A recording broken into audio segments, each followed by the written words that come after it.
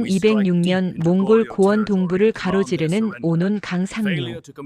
끝없이 펼쳐진 초원 위로 수만 개의 천막이 들어섰습니다.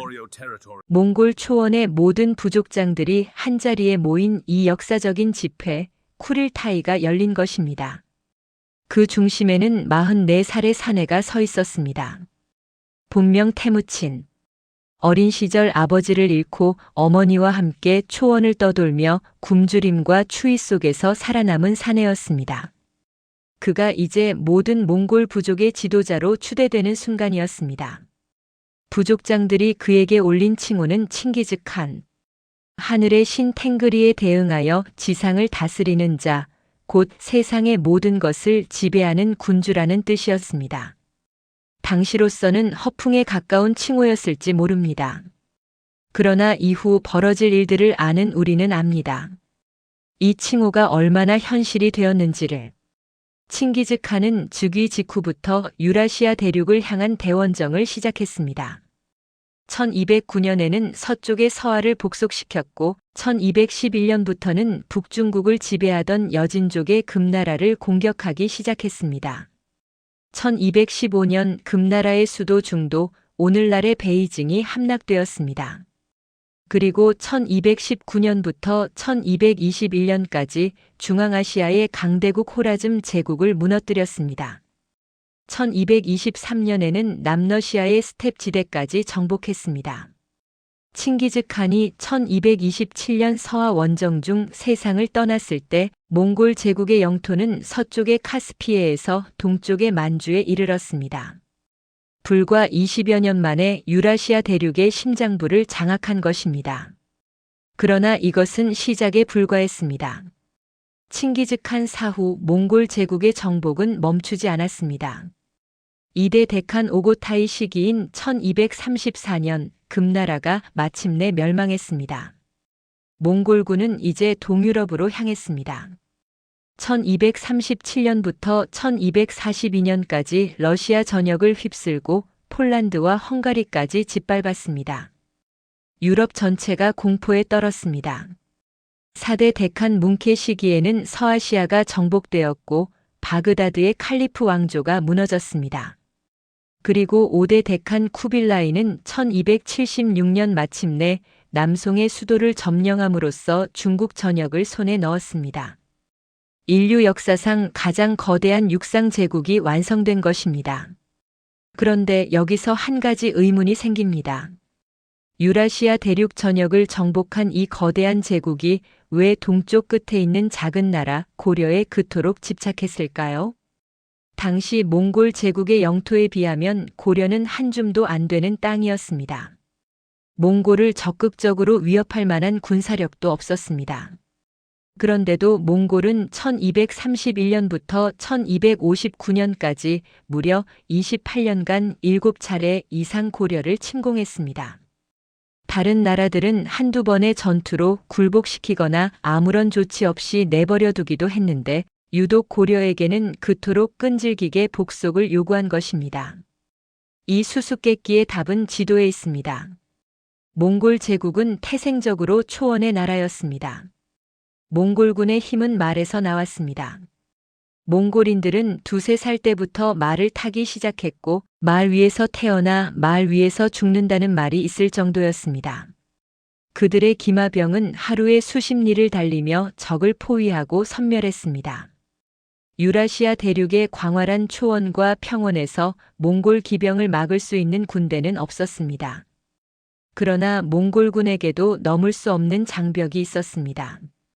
바로 바다였습니다. 칭기즈칸의 손자 쿠빌라이는 야심찬 계획을 품고 있었습니다.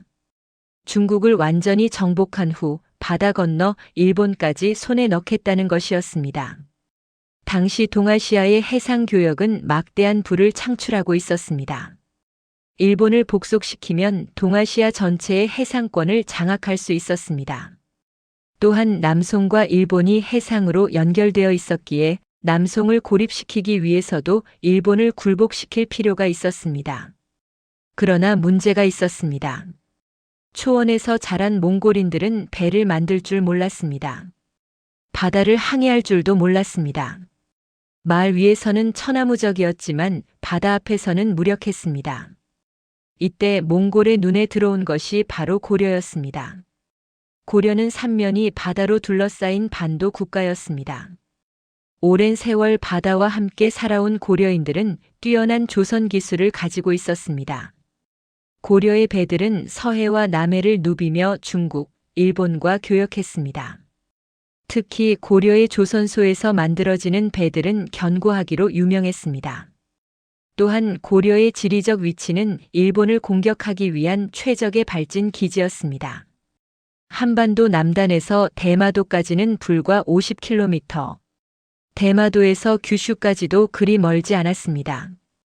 만약 고려를 복속시킨다면 몽골은 고려의 조선소에서 대규모 함대를 건조할 수 있었습니다.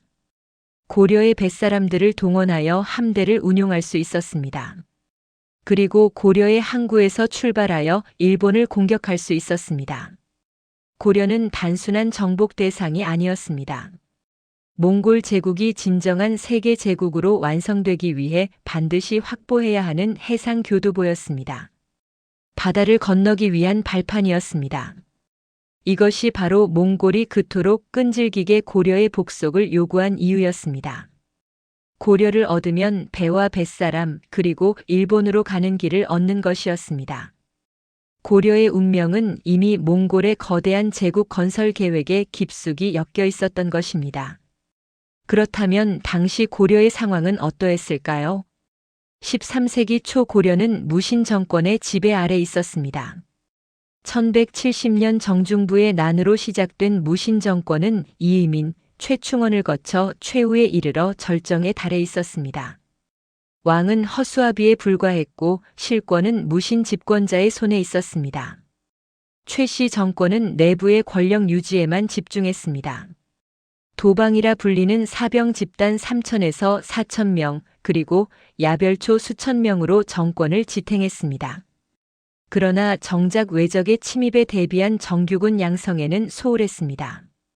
오랜 평화에 익숙해진 고려 조정은 북방에서 일어나고 있는 거대한 변화를 제대로 인식하지 못했습니다. 1206년 칭기즈칸이 몽골 제국을 건국했을 때 고려의 왕좌에는 희종이 앉아 있었습니다. 그러나 실권자 최충원은 몽골의 등장이 고려에 어떤 의미인지 깊이 생각하지 않았습니다. 먼 초원에서 일어난 유목민들의 통일이 무슨 대수겠느냐는 안일함이 있었습니다.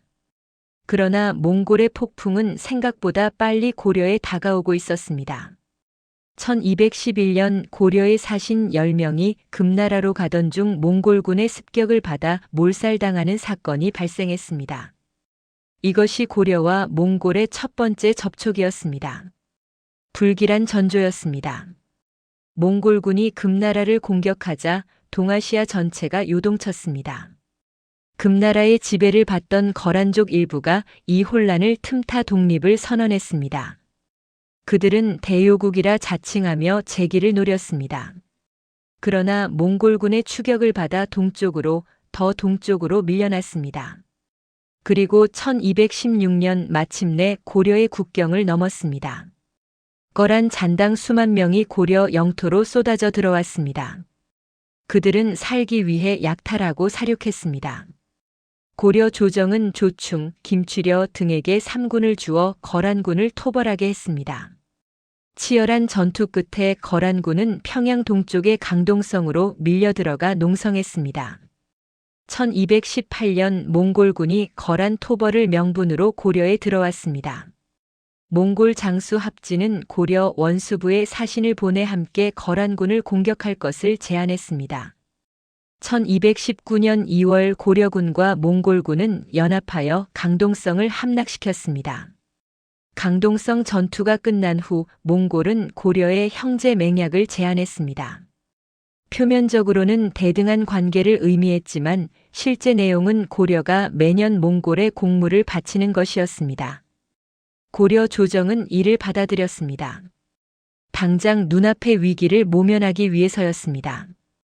그러나 이 맹약은 고려에게 무거운 짐이 되었습니다.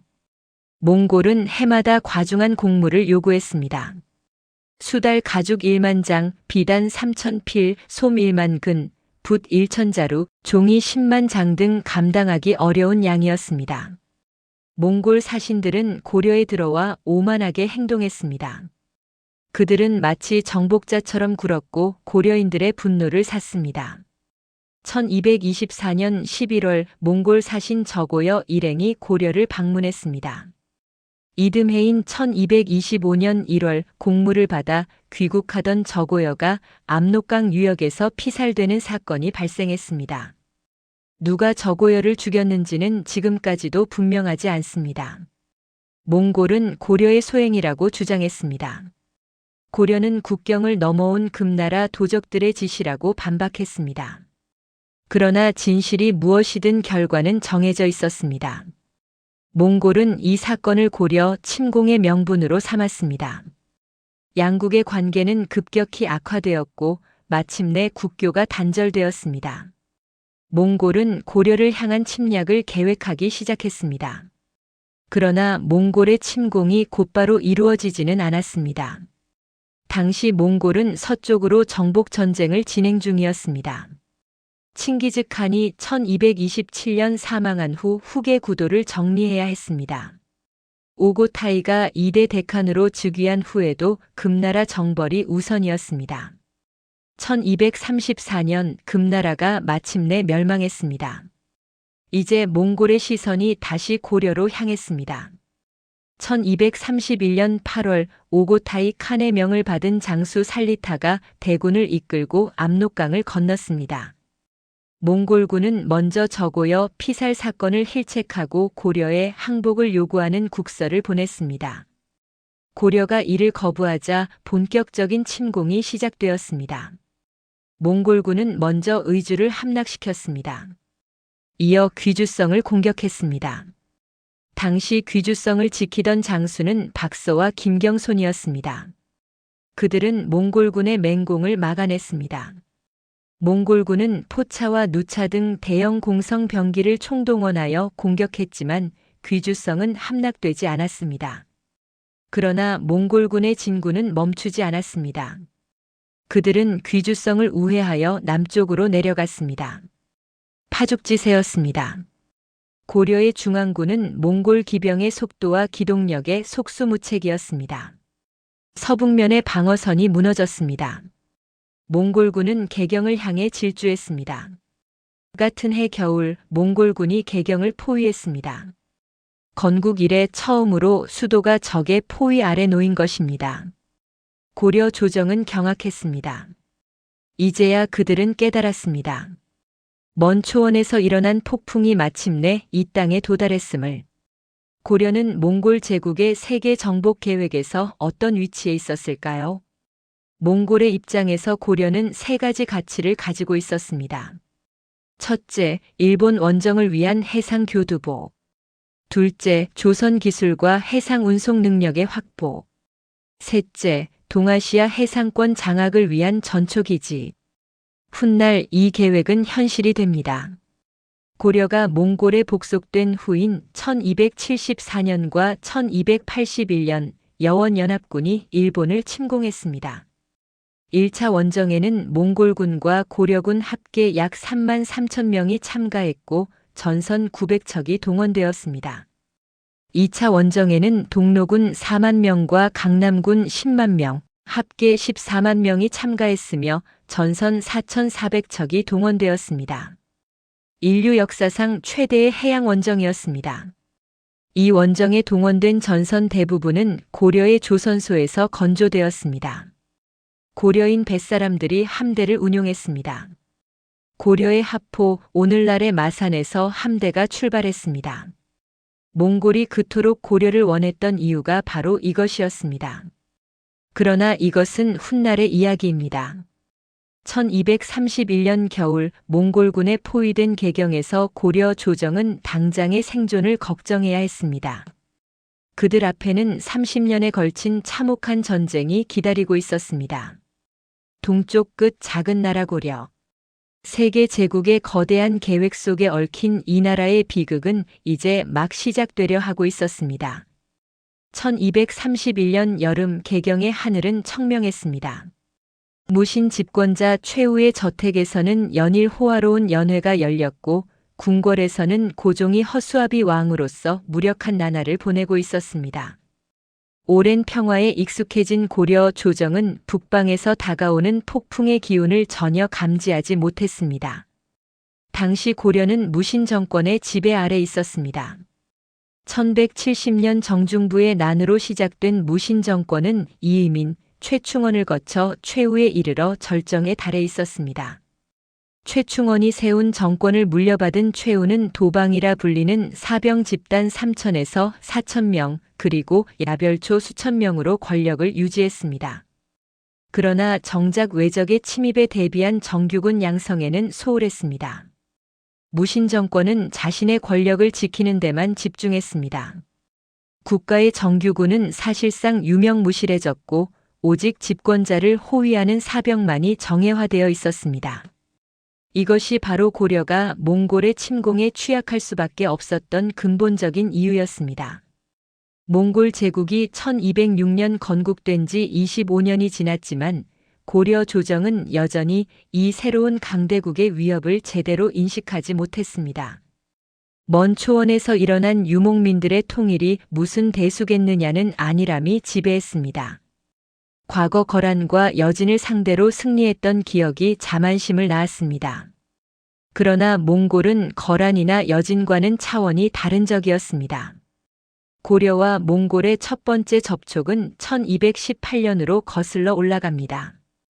당시 몽골군의 추격을 받던 거란 잔당 수만 명이 고려 영토로 쏟아져 들어왔습니다. 이들은 살기 위해 약탈하고 사륙하며 고려 북부를 휩쓸었습니다. 거란군은 결국 평양 동쪽의 강동성으로 밀려들어가 농성했습니다. 이때 몽골군이 거란 토벌을 명분으로 고려에 들어왔습니다. 몽골 장수 합진은 고려에 함께 거란군을 공격할 것을 제안했습니다. 1219년 2월 고려군과 몽골군은 연합하여 강동성을 함락시켰습니다. 강동성 전투가 끝난 후 몽골은 고려에 형제 맹약을 제안했습니다. 표면적으로는 대등한 관계를 의미했지만 실제 내용은 고려가 매년 몽골에 공물을 바치는 것이었습니다. 그러나 이 맹약은 고려에게 무거운 짐이 되었습니다. 몽골은 해마다 과중한 공물을 요구했습니다.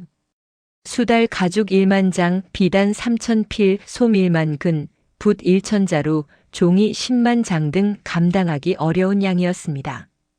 몽골 사신들은 고려에 들어와 오만하게 행동했습니다. 그들은 마치 정복자처럼 굴었고 고려인들의 분노를 샀습니다. 왕공대관의 어린 자식들까지도 요구하는 등 고려를 괴롭혔습니다. 1224년 11월 몽골 사신 저고여 일행이 고려를 방문했습니다. 이듬해인 1225년 1월 공물을 받아 귀국하던 저고여가 압록강 유역에서 피살되는 사건이 발생했습니다. 누가 저고여를 죽였는지는 지금까지도 분명하지 않습니다. 몽골은 고려의 소행이라고 주장했습니다. 고려는 국경을 넘어온 금나라 도적들의 짓이라고 반박했습니다. 그러나 진실이 무엇이든 이 사건은 돌이킬 수 없는 결과를 낳았습니다. 몽골은 이 사건을 고려 침공의 명분으로 삼았습니다. 양국의 관계는 급격히 악화되었고 마침내 국교가 단절되었습니다. 그러나 몽골의 침공이 곧바로 이루어지지는 않았습니다. 칭기즈 칸이 1227년 사망한 후 후계 구도를 정리해야 했고 이대 대칸 오고타이가 즉위한 후에도 금나라 정벌이 우선이었습니다. 그러나 고려 조정은 이 6년의 시간을 허비했습니다. 몽골의 재침에 대비하여 군비를 강화하거나 방어 체계를 정비하지 않았습니다. 무신 정권은 오직 권력 유지에만 집중했고 북방의 위협은 잊혀졌습니다. 이 치명적인 안일함이 곧 닥쳐올 비극의 씨앗이 되었습니다. 1231년 8월 오고타이 칸의 명을 받은 장수 살리타이가 대군을 이끌고 압록강을 건넜습니다. 그 병력은 약 3만에 달했습니다. 몽골은 먼저 저고여 피살 사건을 힐책하고 고려에 항복을 요구하는 국서를 보냈습니다. 고려가 이를 거부하자 본격적인 침공이 시작되었습니다. 몽골군은 본군, 남노군, 북노군의 세 갈래로 나뉘어 진격했습니다. 압록강 하구의 함신진을 통해 고려로 들어온 몽골군 앞에 이곳을 지키던 방수장군 조숙창은 싸워보지도 않고 투항해 버렸습니다. 첫 번째 방어선이 무너진 것입니다. 몽골군은 함신진을 교두보로 삼아 정주와 철주를 함락시켰습니다. 철주에서는 방어사 이원정과 판관 이희적의 지휘 아래 철주민들이 보름간 항전했습니다. 그러나 식량이 다하고 지원군이 오지 않는 상황에서 그들은 항복 대신 자결을 택했습니다. 몽골군에게 무릎을 꿇느니 차라리 죽음을 선택한 것입니다. 의주가 함락되었습니다. 살리타이는 의주 성민들을 학살하고 도륙했습니다. 몽골군이 지나가는 곳마다 살육이 자행되었습니다. 고려 백성들은 난생 처음 보는 공포와 마주했습니다. 유라시아 대륙을 정복한 몽골 철기병의 무자비함이 한반도에 상륙한 것입니다. 몽골군이 파죽지세로 남하하는 가운데 귀주성에서 기적 같은 저항이 시작되었습니다. 당시 귀주성을 지키고 있던 장수는 서북 면병 마사 박서였습니다. 박서는 죽주 출신의 무장으로 귀주에서 서북면의 총책임자라는 막중한 임무를 맡고 있었습니다. 몽골군의 기세에 밀린 인근 지역의 고려군도 귀주로 집결했습니다. 삭주분도 장군 김중호는 성을 포기하고 도망쳐왔고 정주를 지키던 김경손도 맞서 싸우다 패하고 죽을 듯한 고생을 하며 귀주에 도착했습니다. 1231년 9월 3일 우에르가 이끄는 몽골 북노군 1만 명이 귀주성 앞에 모습을 드러냈습니다. 성 안의 고려군은 약 5천 명. 숫자로는 열세였지만 그들에게는 죽음을 각오한 결의가 있었습니다. 박서는 김중혼에게 동문과 서문을, 김경손에게 남문을 맡기고 자신은 북문을 수비하기로 했습니다. 각 병력 중 정예 별초군 250명을 뽑아 각 성문에 배치했습니다. 김경손이 병사들 앞에서 말했습니다. 너희들은 목숨을 돌보지 말고 죽어도 물러나지 말아야 한다. 그러나 몽골군의 무자비한 공세에 대한 소문을 들은 고려군 병사들은 두려움에 떨고 있었습니다. 별초군 일부는 땅에 엎드린 채 명령에 불응했습니다. 그때 김경손이 직접 12인의 결사대를 이끌고 성문을 열어 나섰습니다. 예상치 못한 출격에 몽골군이 당황한 사이 김경손은 적진을 휘저으며 사기를 올렸습니다. 이 용맹한 돌격에 고려군의 공포가 걷히기 시작했습니다. 몽골군은 귀주성을 여러 겹으로 둘러싸고 밤낮을 가리지 않고 공격을 퍼부었습니다. 그들이 동원한 공성 전술은 유라시아 대륙 전역에서 갈고 닦은 것이었습니다. 포로를 보내 투항을 권유했습니다. 기병을 보내 성문을 습격했습니다. 가죽과 수레로 일종의 장갑차를 만들어 성벽 아래로 병사들을 보내 땅굴을 팠습니다. 대형 투석기인 포차로 성벽을 공격하고 기름 먹인 나무에 불을 붙여 화공을 펼쳤습니다. 공성탑과 사다리를 세워 특수 공격팀을 투입했습니다. 심지어 인간의 지방을 끓여 액화시킨 화염병까지 사용했다고 전해집니다. 그러나 박서는 효과적인 방어 전략으로 모든 공격을 막아냈습니다. 적이 포차로 바위를 날리면 고려군도 발석거로 맞대응했습니다. 적이 땅굴을 파면 그 위에서 끓인 쇳물을 부어 공성 부대를 섬멸했습니다. 적이 화공을 펼치면 진흙을 섞은 물로 불을 껐습니다. 때로는 성문을 열고 300명의 돌격대를 보내 몽골군의 측면을 기습했습니다. 어느 날 몽골군이 대규모 공격을 감행했습니다. 김경손은 귀주성 최대의 격전지인 남문에서 의자에 앉아 지휘하고 있었습니다. 그때 거대한 돌덩어리가 날아와 김경손의 머리 위를 스쳐 지나갔습니다. 그 돌은 그의 바로 뒤에 있던 병졸에게 명중하여 몸이 산산조각 났습니다. 부하들이 급히 달려와 자리를 피하라고 청했습니다. 그러나 김경소는 태연하게 말했습니다. 안 된다. 내가 움직이면 군사들의 마음이 모두 흔들릴 것이다. 그는 끝까지 자리를 지켰습니다. 지휘관의 이러한 담대함이 병사들에게 전해져 귀주성의 사기는 오히려 높아졌습니다. 몽골군의 공격은 9월, 10월, 11월, 12월까지 4차례에 걸쳐 계속되었습니다. 무려 4개월 가까이 이어진 처절한 공방전이었습니다. 그러나 귀주성은 끝내 함락되지 않았습니다. 몽골군의 사상자가 늘어나자 살리타이는 결국 귀주성 공략을 포기하고 우회하여 남하하기로 결정했습니다. 조선 후기의 실학자 안정복은 그에 져서 동사 강목에서 이렇게 평가했습니다. 외로운 성에서 약한 군졸로 천하의 사납고 날랜 강성한 오랑캐를 막아 동으로 내려오지 못하도록 함으로써 국가를 산악처럼 우뚝 서게 하였다. 우리 동방에서 성을 잘 지킨 것은 안시성 이후 또 귀주가 있으니 박서와 김경손의 공은 작지 않은 것이다.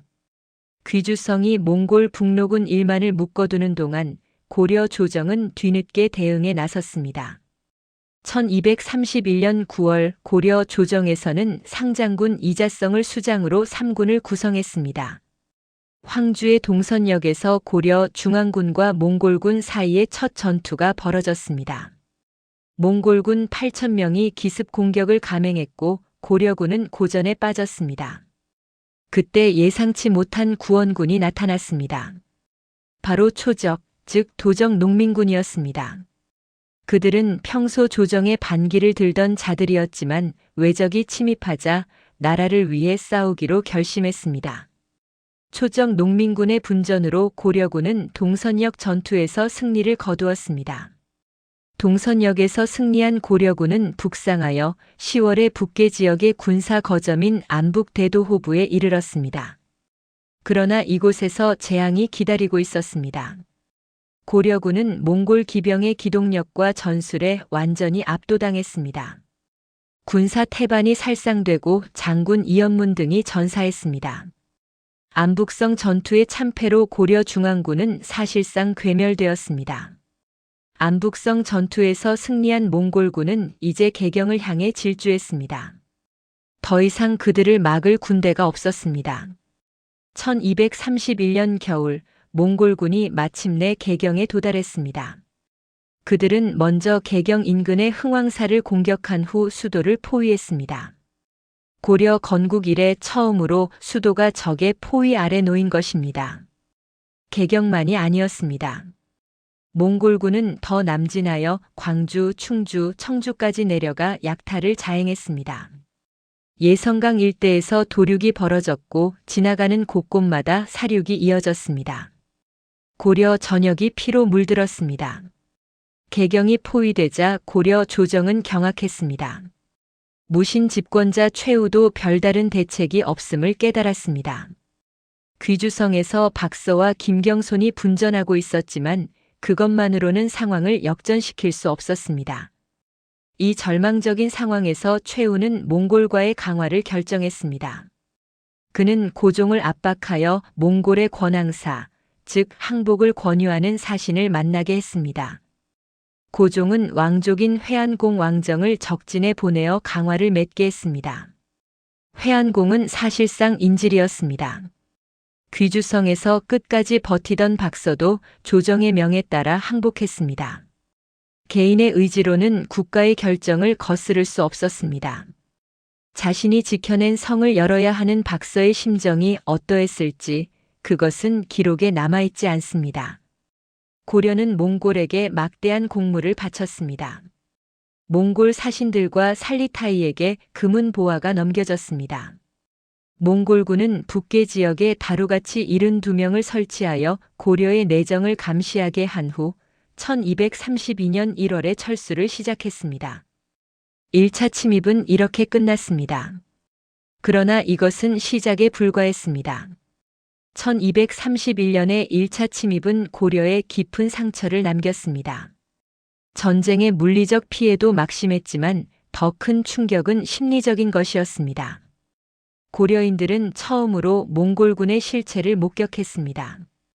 유라시아를 정복한 철기병의 속도와 기동력, 공성전의 무자비함, 그리고 항복하지 않는 자들에 대한 학살. 이것은 과거 거란이나 여진과의 전쟁과는 차원이 다른 공포였습니다. 평화의 오만함은 산산이 부서졌습니다. 무신 정권의 사병만으로는 몽골을 막을 수 없다는 것이 드러났습니다. 국가의 정규군은 안북성 전투에서 괴멸되었고 지방의 성들은 하나씩 함락되거나 항복했습니다. 오직 귀주성만이 박서와 김경손의 영웅적인 저항으로 버텨냈을 뿐이었습니다. 그러나 이 귀한 교훈조차 제대로 활용되지 못했습니다. 최후는 몽골과의 강화가 일시적인 것임을 알고 있었습니다. 그래서 그는 새로운 계획을 세웠습니다. 수전에 약한 몽골군의 특성을 이용하여 강화도로 천도하겠다는 것이었습니다. 이 결정은 고려의 운명을 바꾸는 선택이었습니다. 강화도는 조석 간만의 차가 크고 조류가 빨라 공격이 쉽지 않은 곳이었습니다. 몽골 기병이 아무리 강해도 바다를 건너올 수는 없었습니다. 왕실과 권문 세족의 안전은 보장될 수 있었습니다. 그러나 문제가 있었습니다. 강화도로 갈 수 있는 것은 왕실과 귀족, 그리고 최씨 정권의 핵심 인물들 뿐이었습니다. 대다수 백성들은 어떻게 되는 것일까요? 그들은 본토에 남겨져 몽골군의 약탈과 사륙에 노출될 수밖에 없었습니다. 최후는 이것을 알고 있었습니다. 그럼에도 그는 천도를 강행했습니다. 천도에 반대하던 김세충은 처형당했습니다. 1232년 6월 고려 조정은 강화도로 이주를 시작했습니다. 7월에 왕이 개경을 떠났습니다. 300년 수도였던 개경을 버리고 작은 섬으로 도망친 것입니다. 그리고 같은 해 6월 고려는 몽골이 설치해둔 다루같이 72명을 습격하여 살해했습니다. 이것은 몽골에 대한 명백한 선전포고였습니다. 살리타이는 분노했습니다. 7개월 만에 그는 다시 대군을 이끌고 고려를 침공했습니다. 이것이 2차 침입의 시작이었습니다. 그러나 이번에는 상황이 달랐습니다. 왕과 귀족들은 강화도의 안전한 성벽 뒤에 숨어 있었고 본토의 백성들만이 몽골군의 칼날 앞에 노출되었습니다. 28년간의 기나긴 전쟁이 본격적으로 시작되려 하고 있었습니다. 그리고 그 전쟁의 가장 큰 희생자는 성벽 안의 지도층이 아니라 성벽 밖에 버려진 백성들이 될 것이었습니다. 1232년 초 몽골군이 철수한 개경은 전쟁의 상흔으로 가득했습니다. 1차 침입의 충격이 채 가시지 않은 고려 조정에서 무신 집권자 최후는 비밀리에 계획을 세우고 있었습니다. 그것은 수도를 버리고 강화도로 옮기겠다는 대담한 그러나 백성들에게는 잔혹한 결정이었습니다. 최후가 강화도 천도를 처음 구상한 것은 1231년 12월 경이었습니다. 당시 승천부 부사 윤인과 녹사 박문희가 최후에게 강화도가 피난지로 적합하다는 보고를 올렸습니다. 강화도는 개경에서 그리 멀지 않으면서도 조수간만의 차가 크고 물살이 거세어 배 없이는 접근할 수 없는 천엄의 요새였습니다. 육전에서는 천하무적인 몽골 기병도 바다 앞에서는 무력해질 수밖에 없었습니다. 최후는 사람을 보내 강화도의 지형을 살펴보게 했습니다. 그리고 1232년 2월 제추회의에서 천도 문제가 공식적으로 논의되기 시작했습니다. 전목사에서 열린 회의에서 대신들은 의견이 갈렸습니다. 일부는 천도를 찬성했지만 대다수는 반대했습니다. 반대파의 논리는 명확했습니다. 개경은 태조 왕건께서 도읍을 정하신 이래 300년 넘게 지켜온 수도입니다. 성이 견고하고 군사와 양식이 풍족하니 진실로 힘을 합하여 지켜야 합니다. 개경을 지키지 않고 섬으로 도망가서 시간만 끌면 백성들이 몽골군에게 죽임을 당하거나 끌려가 노비가 될 것입니다. 강화도 천도는 좋은 계책이 아닙니다. 야별초지유 김세충은 더욱 격렬하게 반대했습니다. 그는 회의장 문을 밀치고 들어와 최후를 힐문했습니다. 송경은 태조 이래로 역대를 지켜 내려와 무릇 300년이 되었습니다. 성이 견고하며 군사와 양식이 족하니 진실로 마땅히 힘을 합하여 지켜서 호위할 수 있는데 이를 버리고 가면 장차 도읍할 곳이 어디입니까? 그러나 최후는 반대 의견을 용납하지 않았습니다.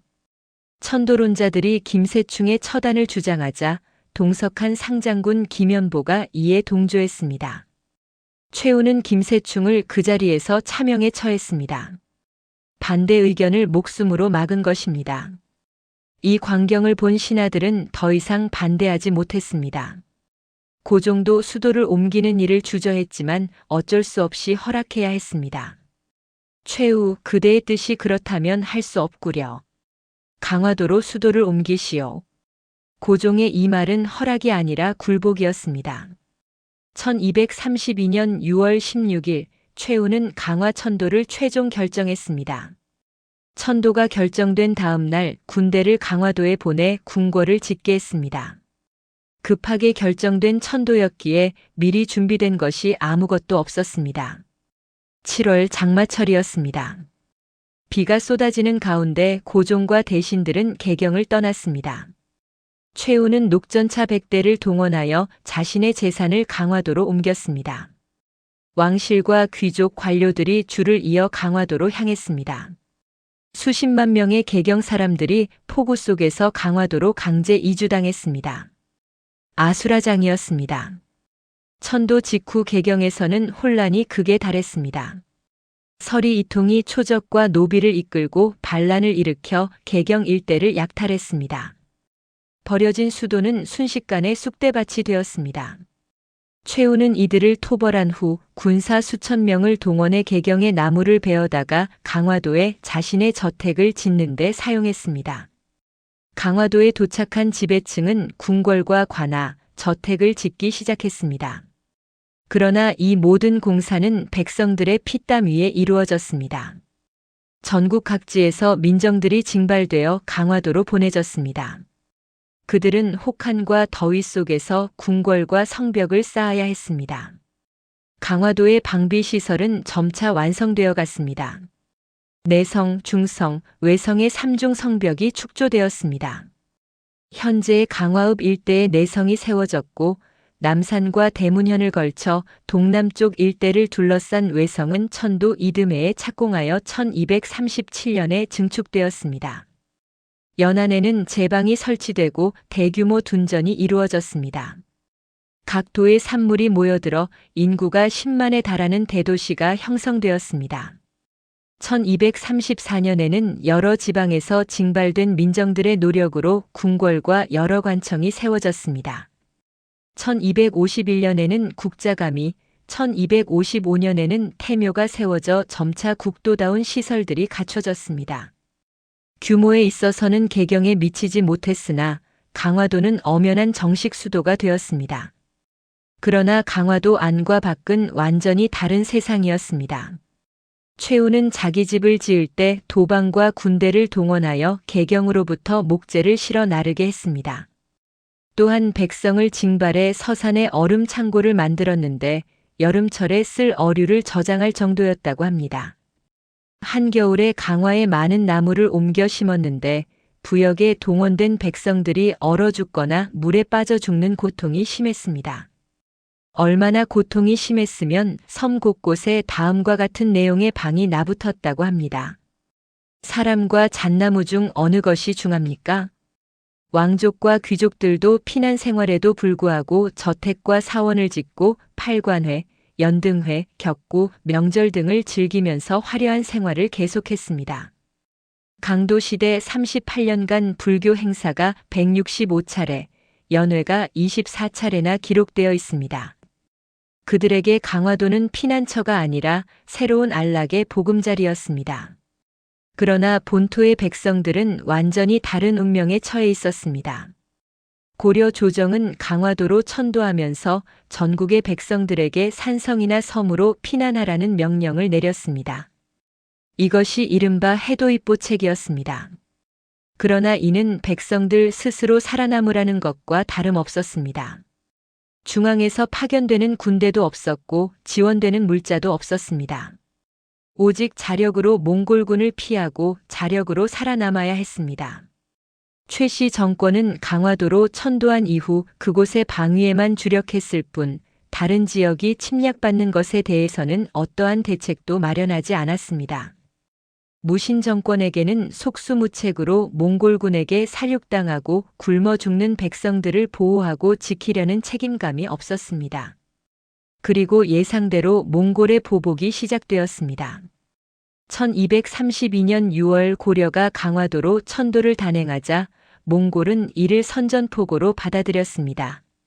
그 같은 해 8월 1차 침입을 이끌었던 장수 살리타이가 다시 대군을 이끌고 고려를 침공했습니다.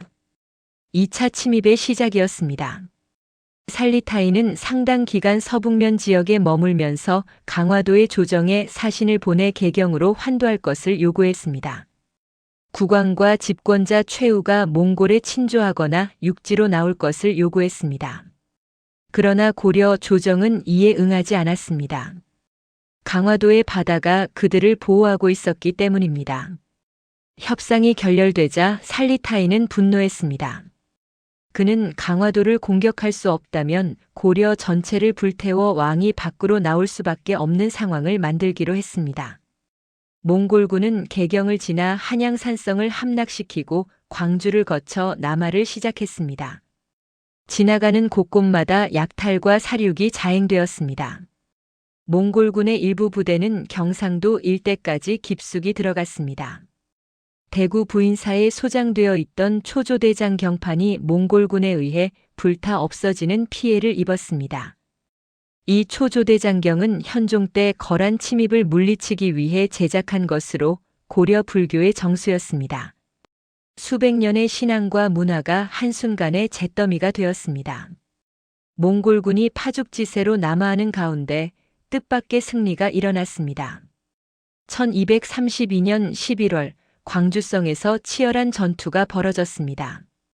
당시 이곳 부사였던 이세화가 백성들을 이끌고 강하게 저항하여 몽골군을 물리쳤습니다. 광주성 공략에 실패한 살리타이는 계속 남하하여 처인부곡에 이르렀습니다. 처인부곡은 지금의 경기도 용인시 처인구에 해당하는 곳으로 일반 군현보다 신분이 낮은 특수 행정구역이었습니다. 그곳에는 작은 토성인 처인성이 있었고 몽골의 침입을 피해 주변 백성들이 모여 있었습니다. 그 중에는 백현원의 승려 김윤후도 있었습니다. 살리타이는 광주성에서의 실패를 회복하기 위해 비교적 작은 성인 처인성을 상대로 전면적인 공성전을 펼치기로 했습니다. 1232년 12월 16일 살리타이가 이끄는 몽골군이 처인성 앞에 도착했습니다. 처인성에서 동북쪽으로 50리 지점에 도착한 살리타이는 완장리, 매룡리 일대의 병력을 3개대로 분산 배치하여 완벽한 포위망을 설치했습니다. 이에 처인성의 백성들은 싸우기로 결심하고 승려 김윤후를 대장으로 추대했습니다. 김윤후는 백성들에게 무기를 나눠주고 동요를 막으며 싸움에 대비했습니다. 그리고 적들의 주요 공략지로 판단한 처인성 동문 밖 300m 지점에 저격수 수십 명을 배치시켰습니다. 그리고 기적이 일어났습니다. 기록에 따르면 살리타이가 일부 기병을 데리고 처인성 동문을 정찰하다가 저격병의 기습에 사망했다고 합니다. 김윤후와 저격병들이 살리타이를 사살한 것입니다. 정확히 누구의 화살이 살리타이를 죽였는지는 분명하지 않습니다. 훗날 고려 조정이 그의 공을 포상하여 상장군에 임명하려 하자 김윤후가 이렇게 사양했다고 합니다. 전투할 때 저는 활이나 화살을 갖고 있지 않았는데 어찌 귀한 상만 받겠습니까? 겸손한 말이었지만 그가 처인 부곡민을 이끌고 승리를 거둔 것은 부정할 수 없는 사실이었습니다. 지휘관을 잃은 몽골군은 당황했습니다. 처인성의 승병과 부곡민들이 성문을 열고 나와 몽골군을 공격했습니다. 부원수 태케는 다급해질 수밖에 없었고 결국 고려와의 강화를 체결하고 철군하게 되었습니다. 동사강목은 당시 몽골군의 철수 상황을 이렇게 기록하고 있습니다. 몽골 군사는 일시에 함께 돌아가지 않고 혹은 먼저 가기도 하고 혹은 뒤에 떨어지기도 하고 동으로 갈까 북으로 갈까 망설이면서 그 향할 곳을 알지 못하였다. 총사령관을 잃은 충격이 얼마나 컸는지 보여주는 대목입니다. 처인성 전투의 승리로 처인부곡은 처인현으로 승격되었습니다. 차별받던 특수 행정구역이 일반 군현과 동등한 지위를 얻은 것입니다. 김윤후는 상장군 직위를 사양하고 섬낭장의 벼슬만 받았습니다. 그러나 그의 이름은 역사에 길이 남았습니다. 처인성 전투는 고려 대몽 항쟁의 상징이 되었습니다. 그것이 특별한 이유는 관군의 도움 없이 순수하게 지역민들의 자발적인 참여로 이루어진 승리였기 때문입니다. 차별받던 부곡민들과 승려들이 힘을 합쳐 세계 최강의 몽골군 총사령관을 죽인 것입니다. 그러나 이 승리의 이면에는 씁쓸한 진실이 있었습니다. 처인성에서 싸운 것은 강화도의 숨은 왕이나 귀족이 아니었습니다. 버려진 백성들이었습니다. 그들은 스스로를 지키기 위해 싸웠고 스스로의 힘으로 승리했습니다. 강화도의 지배층은 그 승리의 소식을 안전한 성벽 뒤에서 들었을 뿐입니다. 이후에도 비슷한 일이 반복되었습니다. 1253년부터 1259년까지 이어진 6차 침입 때 충주성에서 또 한 번의 영웅적인 저항이 있었습니다. 이때도 김윤후가 충주 산성 방호 별감으로 파견되어 있었습니다. 그는 백성들에게 이렇게 말했습니다. 열심히 몽골과 싸운다면 신분이 높고 낮음을 가리지 않고 모두 관직을 주겠다. 김윤후의 지휘 아래 충주성의 백성들은 몽골군을 물리쳤습니다. 그러나 어이없는 일도 있었습니다. 충주성 전투에서 성을 수비하던 관리들이 도주하자 양민과 노비들이 남아서 성을 지켰는데 몽골군이 철수한 후 돌아온 관리들이 성 안의 재물이 없어졌다는 이유로 백성들을 처벌한 것입니다. 강화도 천도 이후 몽골의 침입은 계속되었습니다. 3차 침입은 1235년부터 1239년까지 5년간 이어졌습니다. 몽골군은 황해도, 경기도뿐만 아니라 대구, 경주까지 내려가 약탈했습니다. 황룡사에 불을 질러 전소시키고 황룡사 대종 등 문화재를 약탈했습니다. 1254년에는 대규모 침공이 시작되었습니다. 자랄타이가 이끄는 5,000명의 병력이 고려 전역을 유린했습니다. 이때 고려가 받은 피해는 어느 때보다도 심했습니다. 고려사에는 포로가 20만 6,800여 명, 살상자는 부지기수라고 기록되어 있습니다. 몽골군이 지나간 마을은 모두 잿더미가 되었습니다. 공산성에 함께 들어가 있던 9년의 백성 중 굶어 죽은 사람이 매우 많아서 노약자들의 시신이 골짜기를 메웠으며 심지어는 아이를 나무에 묶어두고 가는 자도 있었다고 합니다. 몽골군의 학살로 무너져가는 백성들의 삶에 대해 무신 정권은 아무런 대응이나 책임감조차 없었습니다. 그들은 강화도의 안전한 성벽 뒤에서 연회를 즐기고 불교 행사를 열었습니다. 고려 관군이 지키는 강화도의 왕과 귀족들과 달리 본토의 백성들은 스스로 몽골군에 맞서 싸워야 했습니다. 강화도 천도는 고려가 28년간의 장기 항전을 가능하게 한 결정이었습니다. 몽골이 아무리 강해도 바다를 건널 수는 없었습니다. 강화도의 지리적 이점이 고려 왕실과 정권을 보호했습니다. 그러나 이 결정의 대가는 너무나 컸습니다. 본토에 대한 대책 없이 이루어진 천도는 백성들을 몽골군의 칼날 앞에 버려두는 것이었습니다. 강화도 안에서는 호화로운 생활이 계속되었고 강화도 밖에서는 사륙과 약탈이 이어졌습니다. 지도층의 생존과 백성의 희생 사이의 극명한 대비였습니다. 처인성에서 충주성에서 이름 없는 수많은 산성에서 백성들은 스스로를 지켰습니다. 관군도 없이 지원도 없이 오직 자신들의 힘으로 세계 최강의 제국에 맞섰습니다. 그것은 영웅적이었지만 동시에 비극적이었습니다. 그들의 희생 위에 강화도의 지배층은 38년간 안전을 누렸습니다. 이것이 강화천도의 진실이었습니다. 섬유세의 안전은 본토의 피로 지켜졌습니다. 강화도 천도 이후 고려는 몽골과의 전쟁이 단기간에 끝나지 않을 것임을 깨달았습니다. 1232년부터 1259년까지 이어진 이 긴 세월 동안 고려 백성들은 두 가지 방식으로 저항했습니다. 하나는 칼과 활을 든 무력 항쟁이었고 다른 하나는 경판에 부처님의 말씀을 새기는 정신적 투쟁이었습니다. 이 두 흐름은 서로 다른 방식이었지만 모두 같은 염원에서 비롯되었습니다. 바로 우리 땅, 우리 백성을 지키겠다는 절박한 의지였습니다. 1232년 여름 몽골군이 두 번째로 압록강을 넘어왔습니다. 이번 침공을 이끈 장수는 살리타이였는데 그는 첫 번째 침공 때보다 더 많은 병력과 더 치밀한 전략을 준비해 왔습니다. 몽골군은 개경 함락을 목표로 삼았지만 왕실과 조정이 이미 강화도로 피난한 상태였기에 그들의 주요 공격 목표는 본토의 주요 거점들로 향했습니다.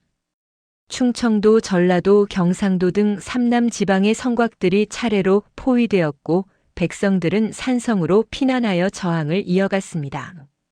1232년 12월 경기도 용인 지역의 처인성에서 역사적인 전투가 벌어졌습니다. 몽골군은 이 작은 산성을 빠르게 함락시킬 수 있을 것이라 예상했지만 성 안에는 승려 출신의 김윤후가 이끄는 결사 항전 부대가 자리 잡고 있었습니다.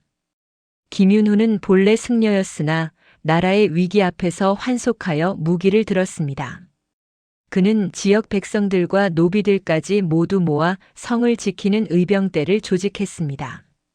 몽골군 총사령관 살리타이는 처인성이 그리 크지 않다는 판단하에 직접 공성전을 지휘했습니다. 그러나 김윤후와 그의 부하들은 놀라운 전술로 맞섰습니다. 그들은 성벽 위에서 화살과 돌을 퍼부었고 특히 김윤후 자신이 직접 쏜 화살 한 발이 말을 타고 성벽에 접근하던 살리타이의 가슴을 꿰뚫었습니다. 몽골 제국의 명장이 조선 땅 작은 산성에서 이름 없는 승려의 화살에 맞아 전사한 것입니다. 이 소식은 순식간에 전국으로 퍼졌고 절망에 빠져있던 고려 백성들에게 희망의 불씨를 지폈습니다. 처인성 전투의 승리는 단순한 군사적 성과를 넘어서는 의미를 지녔습니다. 무적으로 여겨지던 몽골군도 결국 사람이며 우리가 힘을 합치면 막을 수 있다는 사실을 증명했기 때문입니다. 김윤후의 이름은 전설이 되었고 각지에서 의병들이 일어나기 시작했습니다. 충주에서는 노비 신분의 사람들까지 무기를 들고 성을 지켰으며 전라도와 경상도의 여러 산성에서도 백성들이 몽골군에 맞서 싸웠습니다. 1236년 몽골군은 세 번째로 고려를 침공했습니다.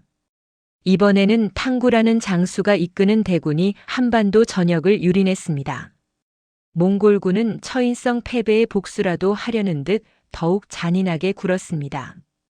그들은 항복하는 성읍도 용서하지 않았고 백성들을 노예로 끌고 가거나 학살했습니다. 고려의 곡창지대였던 충청도와 전라도 평야지대가 쑥대밭이 되었고 수많은 사찰과 서적이 불타 사라졌습니다. 바로 이 시기에 강화도에서는 하나의 거대한 사업이 시작되었습니다. 최후를 중심으로 한 무인 정권과 고려 조정은 부처님의 힘으로 몽골군을 물리치겠다는 염원을 담아 8만 대장경 조판을 결정했습니다. 이미 고려는 거란의 침입을 받았을 때 초조대장경을 만들어 부처님께 국난 극복을 기원했던 역사가 있었습니다. 그러나 그 초조대장경은 1232년 몽골군의 침입 때 대구 부인사에서 불타 사라졌습니다. 이제 고려는 더욱 완벽하고 방대한 대장경을 만들어 다시 한번 부처님의 가호를 구하고자 했습니다. 1236년부터 시작된 8만 대장경 조판 사업은 단순한 종교적 행위를 넘어서는 국가적 대사업이었습니다. 전국 각지에서 모은 경전들을 교정하고 정리하는 작업부터 시작하여 산에서 베어온 나무를 다듬고 말리고 글자를 새기는 모든 과정이 강화도와 그 인근 지역에서 진행되었습니다.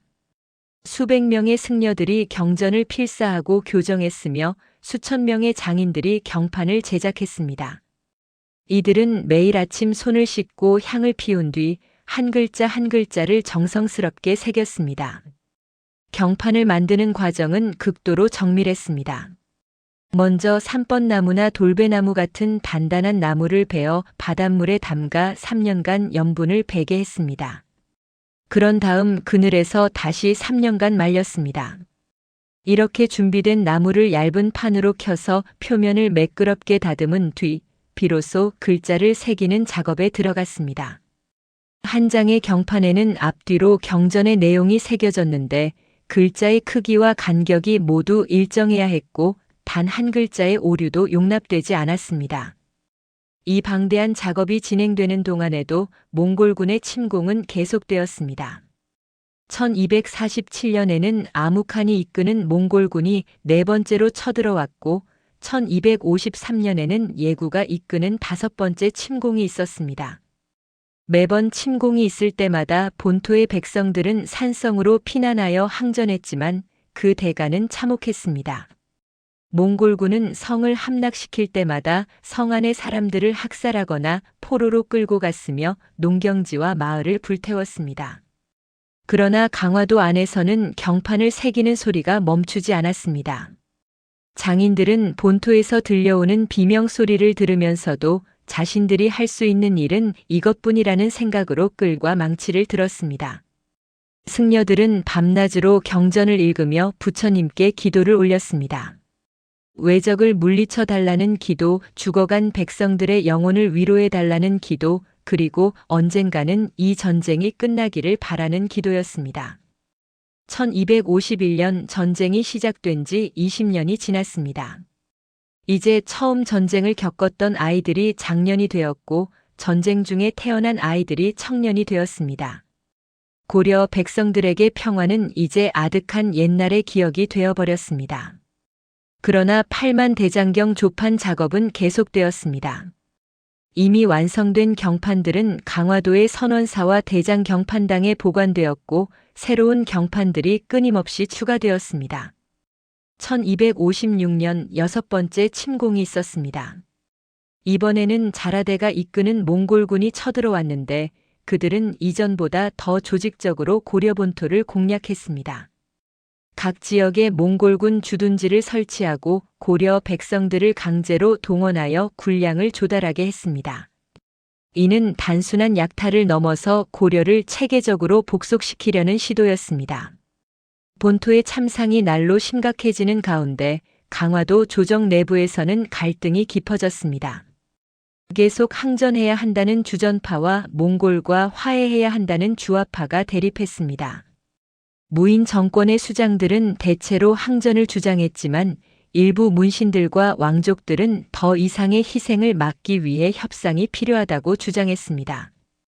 백성들은 강화도 안의 권력자들이 논쟁하는 동안 본토에서는 계속해서 피를 흘렸습니다. 1259년 마침내 8만 대장경이 완성되었습니다. 16년이라는 긴 세월 동안 만들어진 경판은 총 8만 1258장에 달했고 여기에 새겨진 글자 수는 5200만 자가 넘었습니다. 이는 인류 역사상 가장 방대하고 정확한 불교 경전 집성이었습니다. 완성된 경판들을 보며 사람들은 눈물을 흘렸습니다.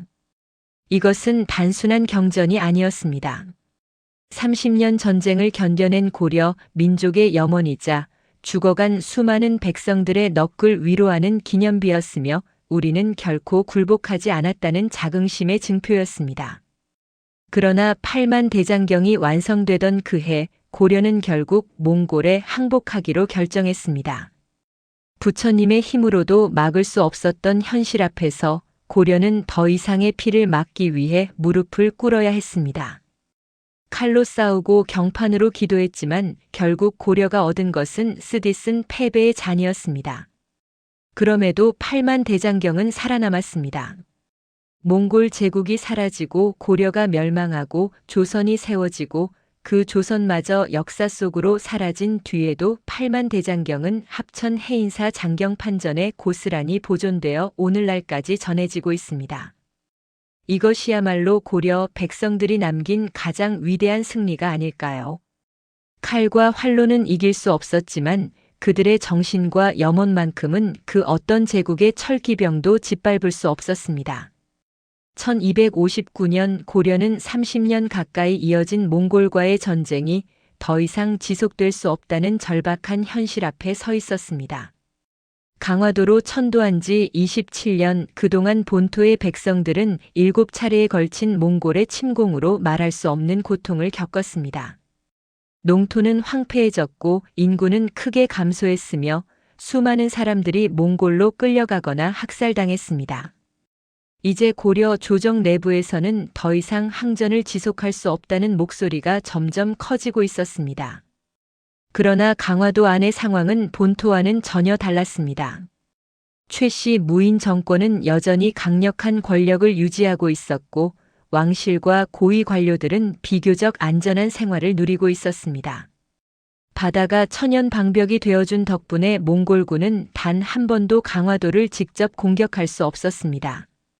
이러한 안전 속에서 무인 정권의 최고 권력자였던 최후의 아들 최항, 그리고 그의 아들 최익까지 3대에 걸쳐 권력을 세습하며 강화도 정권을 유지해왔습니다. 1257년 무인 정권의 실세였던 최이가 부하 장수 김준의 쿠데타로 살해당했습니다.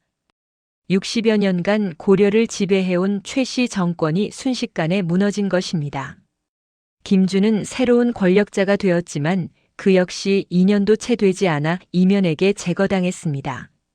무인 정권 내부의 권력 다툼이 격화되면서 강화도 조정은 극심한 혼란에 빠졌습니다. 이러한 내부 분열은 몽골과의 협상을 주장하는 주화파에게 기회를 제공했습니다. 1258년 여름 고려 조정에서는 치열한 논쟁이 벌어졌습니다. 문신 출신의 관료들을 중심으로 한 주화파는 더 이상의 전쟁이 백성들에게 견딜 수 없는 고통을 안겨주고 있다고 주장했습니다.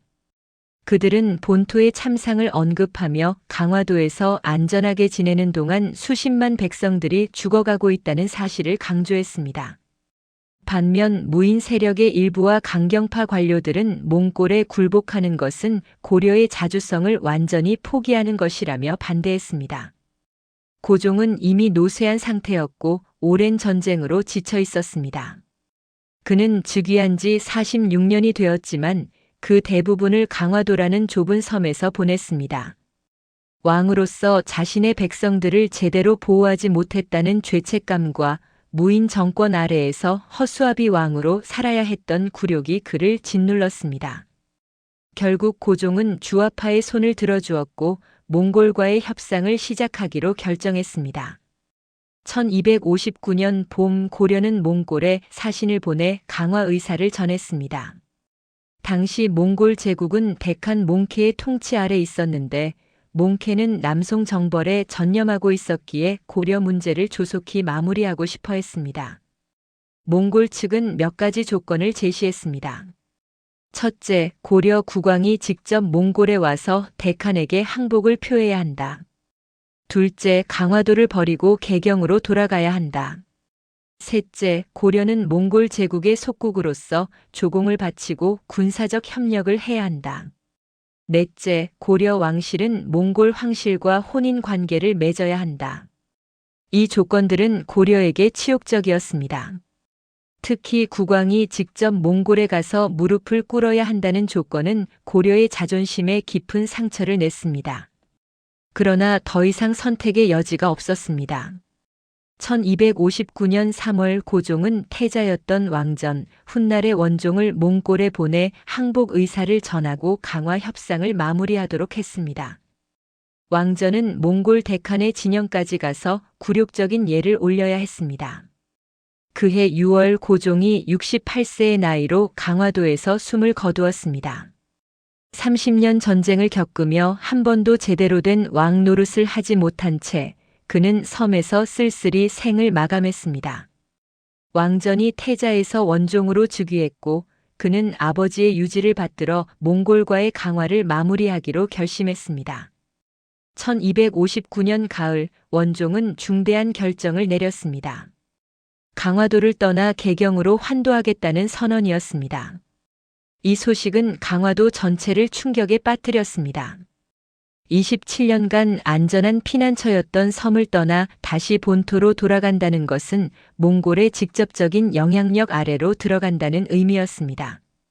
더 이상 바다라는 방벽에 의지할 수 없게 되는 것이었습니다. 무인 정권의 잔존 세력과 일부 강경파 관료들은 격렬하게 반발했습니다. 특히 최씨 정권 시절부터 강화도 방어를 담당해온 삼별초 부대는 환도 결정에 강력히 반대했습니다. 삼별초는 좌별초, 우별초, 신의군으로 구성된 고려의 정예 군사 조직이었습니다. 이들은 30년간 강화도를 지켜온 자부심이 있었고 몽골에 대한 항전 의지가 여전히 강렬했습니다. 삼별초의 지휘관이었던 배중소는 다른 장수들과 함께 비밀 회의를 열었습니다. 그들은 환도가 고려의 완전한 굴복을 의미한다고 보았고 끝까지 저항해야 한다고 주장했습니다. 배중소는 연설을 통해 부하들에게 말했습니다. 우리가 27년간 이 섬을 지킨 것은 몽골에 굴복하지 않기 위해서였소. 지금 개경으로 돌아가는 것은 우리가 지켜온 모든 것을 포기하는 것이요. 본토에서 죽어간 수십만 백성들의 희생을 헛되이 만드는 것이요. 1270년 5월 원종이 개경 환도를 강행하자 삼별초는 마침내 봉기를 일으켰습니다. 그들은 왕족인 승화후 온을 왕으로 추대하고 강화도에서 독자적인 정권을 수립했습니다. 이것은 단순한 반란이 아니라 몽골에 굴복하지 않겠다는 마지막 저항의 선언이었습니다. 삼별초는 강화도에서 더 이상 버틸 수 없다는 것을 알고 남쪽으로 이동하기로 결정했습니다. 삼별초 군대는 배를 타고 전라도 진도로 향했습니다. 진도는 해상 방어에 유리한 지형이었고 전라도 지역의 풍부한 물자를 확보할 수 있는 요충지였습니다. 배중소는 진도의 용장성을 쌓고 주변 지역의 백성들을 모아 항전 기지를 구축했습니다. 많은 백성들이 삼별초의 뜻에 동조하여 진도로 모여들었습니다. 그들은 몽골에 굴복한 고려 조정보다는 끝까지 싸우겠다는 삼별초에게서 희망을 보았습니다. 한편 개경으로 돌아간 원종은 몽골의 요구에 따라야 하는 굴욕적인 상황에 처했습니다. 몽골은 고려의 다루가치라는 감독관을 파견하여 내정에 간섭했고 막대한 조공을 요구했습니다. 원종은 몽골 황실의 공주와 혼인해야 한다는 압박도 받았습니다. 고려는 명목상으로는 독립국이었지만 실질적으로는 몽골 제국의 속국으로 전락했습니다. 개경의 거리는 황량했습니다. 30년간 방치되었던 궁궐과 관청들은 무너져 있었고 백성들은 가난과 굶주림에 시달렸습니다. 강화도에서 돌아온 관료들은 개경의 참상을 보며 충격을 받았습니다. 자신들이 섬에서 비교적 안전하게 지내는 동안 본토는 이렇게 처참하게 파괴되어 있었던 것입니다. 1271년 몽골 제국은 국호를 원으로 바꾸었습니다.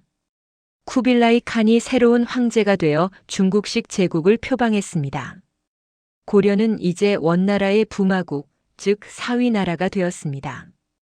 고려 국왕들은 대대로 원나라 공주와 결혼해야 했고 고려 왕실은 원나라 황실의 부마가 되는 것이 관례가 되었습니다.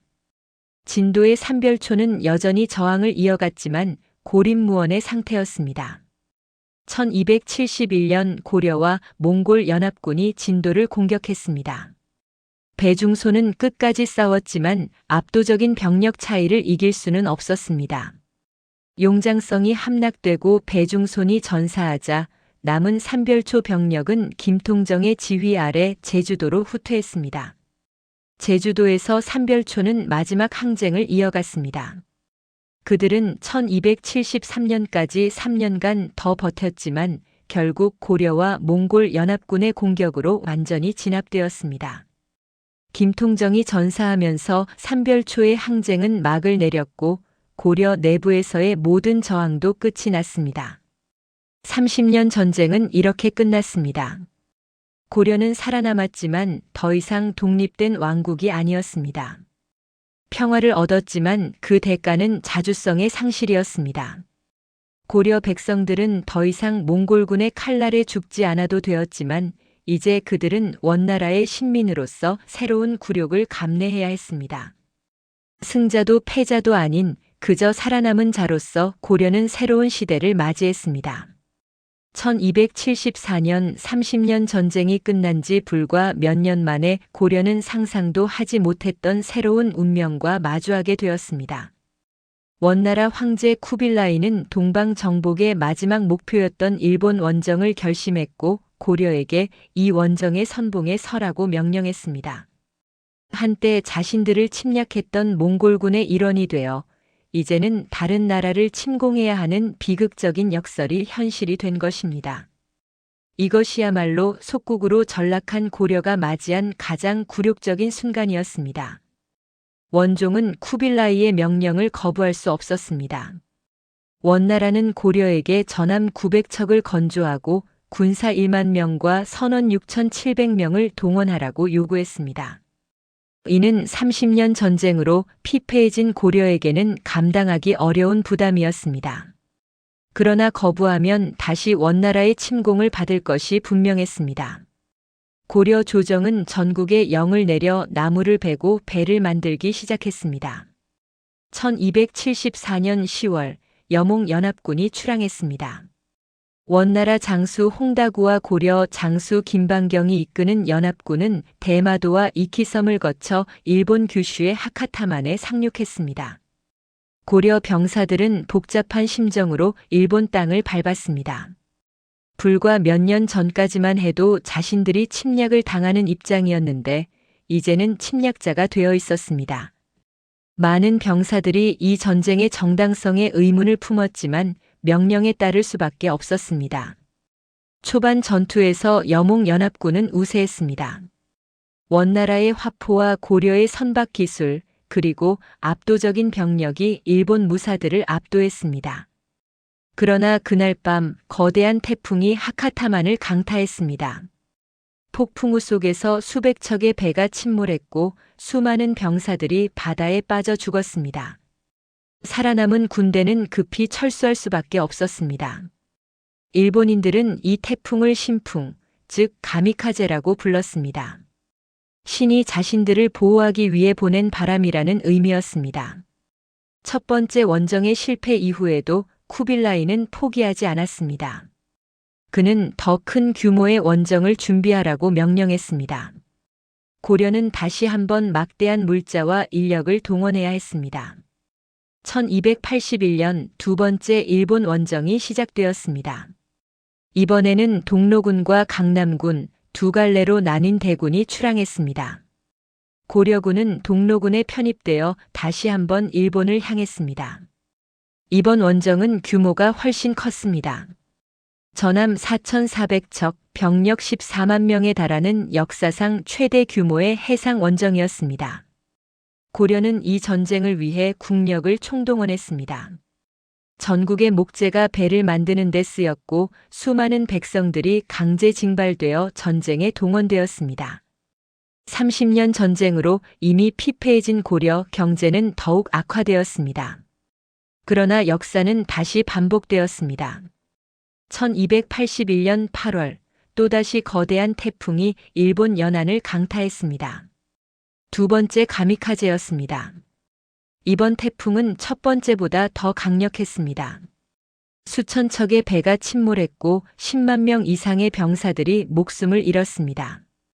고려 병사 수천 명도 바다에 수장되었습니다. 살아남은 자들은 참혹한 경험을 안고 고려로 돌아왔습니다. 두 번의 원정 실패는 고려에게 엄청난 타격을 주었습니다. 수만 명의 인명 손실과 막대한 물자 소모로 고려 경제는 파탄 지경에 이르렀습니다. 그러나 더 큰 비극은 고려가 이 모든 희생을 자신의 의지가 아닌 원나라의 명령에 따라 치러야 했다는 점이었습니다. 고려는 전쟁의 주체가 아니라 도구에 불과했습니다. 원나라의 지배는 단순히 군사적 동원에 그치지 않았습니다. 고려의 내정 전반에 걸쳐 원나라의 간섭이 이어졌습니다. 1274년 원종이 죽고 그의 아들이 충렬왕으로 즉위했습니다. 충렬왕은 즉위하기 전부터 이미 쿠빌라이의 딸인 제국 대장공주 쿠들루크와 혼인한 상태였습니다. 이로써 고려 왕실은 명실상부하게 원나라 황실의 부마가 되었습니다. 제국 대장공주는 단순한 왕비가 아니었습니다. 그녀는 원나라 황실을 대표하여 고려의 정치에 직접 개입했습니다. 고려 국왕보다 더 큰 권력을 행사하는 경우도 많았습니다. 고려의 관료 임명, 정책 결정, 심지어 왕위 계승 문제에까지 원나라가 간섭했습니다. 고려 왕들은 중요한 결정을 내릴 때마다 대도, 즉 원나라 수도에 가서 황제의 승인을 받아야 했습니다. 고려 왕들의 호칭도 변경되었습니다. 이전까지 고려 국왕들은 조종이라는 묘호를 사용했습니다. 그러나 원나라의 압력으로 1275년부터는 충자돌림의 이름을 사용해야 했습니다. 충렬왕, 충선왕, 충수광, 충혜왕, 충목왕, 충정왕 등 원나라에 충성한다는 의미의 충자가 들어간 시호를 받았습니다. 이것은 고려가 더 이상 독립된 왕국이 아니라 원나라의 신하국임을 상징하는 것이었습니다. 원나라는 고려에 정동행성이라는 기구를 설치했습니다. 이것은 원래 일본 원정을 위해 만든 임시기관이었지만 원정 실패 이후에도 계속 유지되며 고려를 감시하고 통제하는 기구가 되었습니다. 정동행성의 장관은 고려 국왕이 겸임했지만 실제 권력은 원나라에서 파견한 관리들이 행사했습니다. 경제적 수탈도 가혹했습니다. 원나라는 고려에 매년 막대한 조공을 요구했습니다. 금, 은, 인삼, 비단, 곡물 등 온갖 물자가 원나라로 실려갔습니다. 특히 응사라는 명목의 특별 곡물 요구가 빈번했습니다. 황제나 황족의 혼인, 생일, 각종 의식 때마다 고려에 막대한 선물을 요구했습니다. 고려 조정은 이를 마련하기 위해 백성들에게 가혹한 세금을 부과했고 백성들의 삶은 더욱 피폐해졌습니다. 인적 수탈도 심각했습니다. 원나라는 고려의 젊은 여성들을 공녀라는 이름으로 끌고 갔습니다. 공식적으로는 궁중에서 일할 궁녀를 선발한다는 명목이었지만 실제로는 황제와 황족들의 첩이나 하녀로 보내지는 것이었습니다. 매년 수십 명에서 수백 명의 여성들이 원나라로 끌려갔습니다. 이를 피하기 위해 고려에서는 좋은 풍습이 확산되었습니다. 딸이 있는 집에서는 공녀로 선발되기 전에 서둘러 결혼시키려 했기 때문입니다. 환관 진상도 이루어졌습니다. 원나라 궁중에서 일할 환관을 보내라는 요구에 따라 어린 남자아이들이 강제로 거세당하여 원나라로 보내졌습니다. 이러한 인적 수탈은 고려 사회에 깊은 상처를 남겼습니다. 가족이 뿔뿔이 흩어지고 부모들은 자식을 빼앗기는 고통을 겪어야 했습니다. 그러나 역설적이게도 이 시기에 고려는 문화적으로는 원나라의 영향을 받으며 새로운 변화를 겪었습니다. 원나라를 통해 이슬람 문화, 중앙아시아 문화가 고려에 유입되었습니다. 목화씨가 전래되어 고려의 의생활에 혁명이 일어났습니다. 화약 제조 기술도 전래되었고 천문학과 의학 분야에서도 새로운 지식이 들어왔습니다. 일부 고려인들은 원나라에서 출세하기도 했습니다. 고려 출신으로 원나라 조정의 고위 관직에 오른 사람들도 있었고 학자로서 명성을 얻은 이들도 있었습니다. 그러나 이것은 극소수의 특권층에 국한된 이야기였고 대다수 고려 백성들은 속국 백성으로서의 굴욕과 수탈을 감내해야 했습니다. 고려 왕실은 원나라 황실과의 혼인을 통해 명목상의 지위는 유지했습니다. 고려 국왕들은 원나라 황실의 부마로서 일정한 예우를 받았고 고려라는 나라의 틀은 보존되었습니다. 그러나 이것은 황금으로 치장된 감옥과 같았습니다. 겉으로는 화려해 보이지만 실제로는 자유가 없는 종속 상태였습니다. 1350년대에 이르러 원나라의 국력이 쇠퇴하기 시작했습니다. 중국 각지에서 반란이 일어났고 원나라는 내부 혼란에 빠졌습니다. 이때부터 고려에서도 원나라의 간섭에서 벗어나려는 움직임이 나타나기 시작했습니다. 공민왕은 과감한 개혁을 시도하며 원나라의 영향력을 줄이려 했습니다. 정동행성을 폐지하고 친원파 관료들을 숙청했으며 원나라가 빼앗았던 영토를 일부 회복했습니다. 그러나 완전한 독립을 되찾기까지는 아직 먼 길이 남아 있었습니다. 1368년 마침내 원나라가 멸망하고 명나라가 들어서면서 고려는 새로운 국면을 맞이했습니다. 약 100년간 지속된 원나라 지배가 끝난 것입니다. 그러나 고려는 이미 너무 많은 것을 잃은 상태였습니다. 30년 전쟁과 100년 종속의 세월이 남긴 상처는 깊었고 고려는 결국 1392년 조선 왕조에게 그 자리를 내주고 역사 속으로 사라졌습니다. 고려와 몽골의 30년 전쟁, 그리고 그 이후 100년의 종속 시대는 한 민족이 거대한 제국의 대전략 속에서 어떻게 희생되고 굴복할 수밖에 없었는지를 보여주는 비극적인 역사입니다. 그러나 그 속에서도 고려는 민족의 정체성을 잃지 않으려 했고 팔만대장경이라는 불멸의 유산을 남겼으며 끝까지 저항한 삼별초의 정신을 기억했습니다. 이것이야말로 패배 속에서도 지켜낸 고려인들의 마지막 자존심이었습니다.